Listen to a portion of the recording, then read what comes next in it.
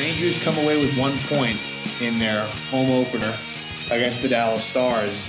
And this was a much better performance than the previous night against the Capitals, where they were good for about what felt like 10 to 15 minutes of that game. And this one didn't really get off to the fastest of starts. It was not a great first period, but sometimes you'll get that. A lot of pregame festivities. They honored Rod Gilbert. So sometimes, when you have momentous nights like that, not that it's an excuse, especially coming off of the game before, they were there's a feeling out process for sure. And Dallas took a 2-0 lead in this one, but the Rangers did fight back. So I'll give them credit for that. They fought back. And to be fair, these overtimes, especially, 3-on-3, they're fun, but they're not a great representation as far as what happened in the first 60 minutes. So you can't be too up in arms in that sense, but a lot of the same themes continued, mainly the special teams ineptitude, where Dallas goes 1 for 2 for their power plays. Rangers go 0 for 4. So that's a continuation of the night before. That's not great and needs to be fixed. I guess the flip side to that argument is that the even strength play is good enough. But this is a game the Rangers, I felt like, should have won. And it was a combination of Braden Holtby and Anton Khudobin. So Braden Holtby, who his play has slipped in recent years, he had been with the Capitals for many, many years. He was with the Canucks last year, but he played pretty well. Then Anton Khudobin comes in when Holtby gets hurt in the third, and Khudobin, who I think is a better goalie than Holtby, plays really well. And the Rangers caught a break as John Klingberg, he left this game with an injury, and he's one of Dallas's best players. So they weren't able to take advantage of that. And I think that tonight, like, Adam Fox showed why he won the Norris Trophy. He was all over the ice. He scores a goal. I think that there were some things that were better in this game overall. And it goes to show the Rangers, the 2 goals they scored were sort of net front type goals, greasy goals, not the prettiest. And that's how you're going to have to score. The Rangers are going to have to improve in areas like that. So it's a frustrating result because this is a game they could have absolutely gotten 2 points. 1 point is better than none, but home against Dallas, home opener, coming off of that game against the Capitals, it does sting to not get the 2 points. I feel like the goaltending Shesterkin better than Georgiev was, but I still think room for improvement. And the Rangers would get a power play at 6:16 of the first on a delay of game penalty. There was 2 Dallas delay game penalties, and they were not able to score. And it reminded me of the Washington game where, you get that early power play and you don't, when you don't cash in, that definitely hurts.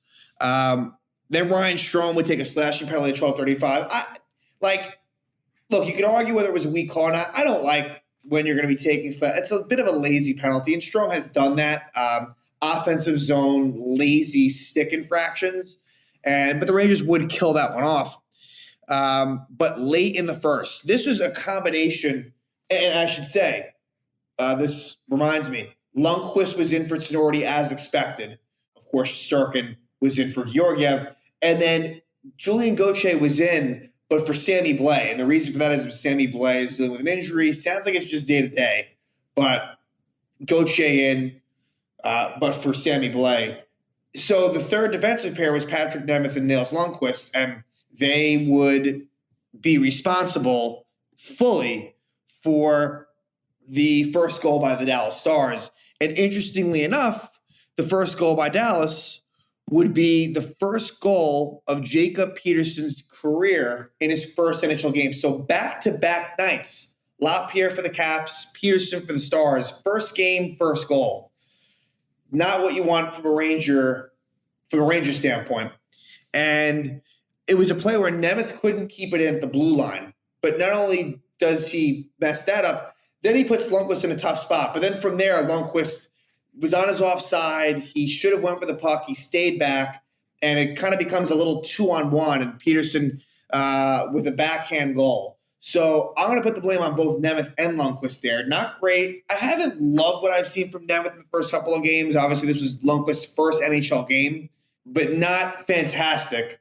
And the Rangers last year, a lot of times, this was a goal with 35 seconds left in the first period.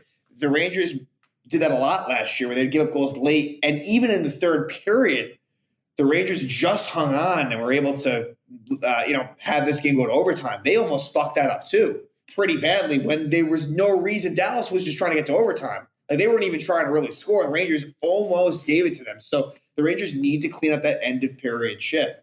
So second period comes around, and Rangers have a power play again.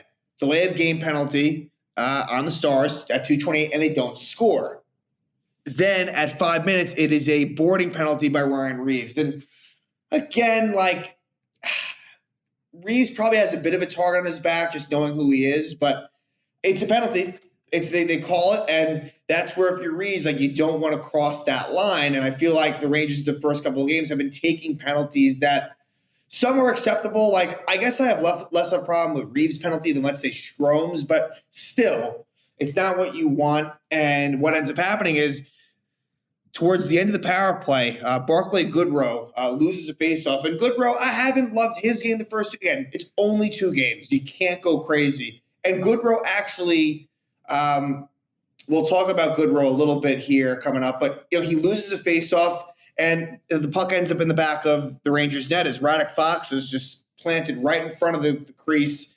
No one's there to defend him, and he scores. And it gives the Dallas Stars a 2-0 lead in the second period. But the Rangers would respond, and quickly too. And the Strome line with Panarin and Kakko had chances actually earlier in the period where Kakko hit the post. And I think Strome had a great chance at one point as well, I think, when they were down 2-0. But they would finally cash in. It would be a goal by Adam Fox. So Fox scores with the assist from Lindgren and Panarin. So Fox, just kind of a seeing eye shot. Kakko provided traffic in front. Goes off of Esa Lindell skating in, and Fox goal cuts it to 2-1. Then later in the period, Gerard Gallant makes a little bit of a line adjustment, as for that shift at least, Barclay Goodrow takes the spot of Alexis Lafreniere. And I have not, for sure, Lafreniere, the first 2 games, has not been good. I have not liked his game. And I don't think that the Zibanejad, Lafreniere, Kreider line, I don't see that working long term. Kreider's on his offside. Lafreniere just doesn't really seem to mesh well with Zibanejad. So I say that line gets broken up. Goodrow was on for the shift, and the Rangers would score. And it would be another goal for Chris Kreider. And the one thing that he is good at is deflections and basically what he does in front of the opposing goalie's net. And so Kreider deflects the shot by Keandre Miller. Zibanejad gets the other assist. So Kreider's second goal of the season, and that ties it up at 2 with about 4 minutes to go in the second period. So, good comeback.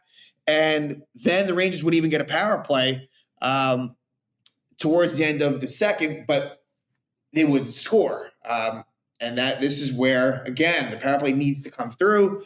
They would even get another, and then along the lines in the third, Holtby gets hurt.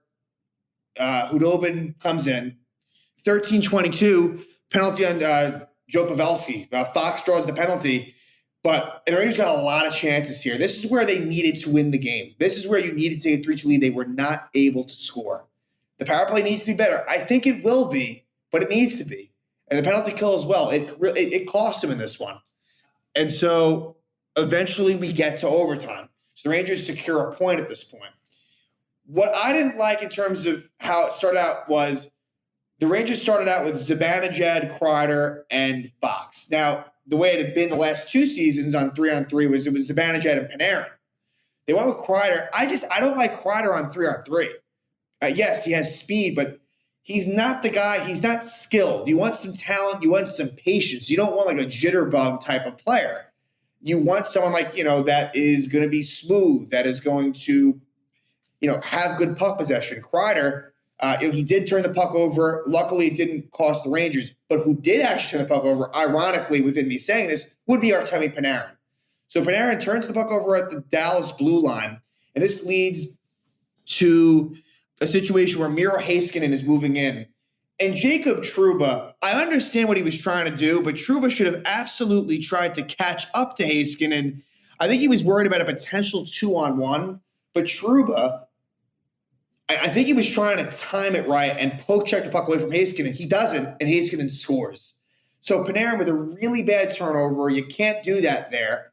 And look, Panarin, we hold him to a very high standard, and I'm sure he'll be just fine, but that's a bad turnover there. No doubt about that. And then Trouba, I know that he's not the fastest skater, but he absolutely could have gotten to Heiskanen. I think he chose it that way, and he chose wrong, and he can't do that. And Heiskanen scores, and so you can't kill him for this one, but they are 0-1-1, and now they have a 4-game road trip starting at Montreal. It's 3 Canadian opponents. It'll be Montreal, Toronto, Nashville, and then back to Canada with Ottawa. So a lot of non-divisional opponents, 4-game road trip, which they'll be on the road for about a week or so, maybe a little bit more than a week or so's time. And these opponents aren't overly difficult, but it won't be easy at all. That's for sure. And we'll see what the Rangers do. We'll see in terms of the lineup, how that will go. I would suspect that Shesterkin would be in there Saturday, but against Montreal, but we'll see.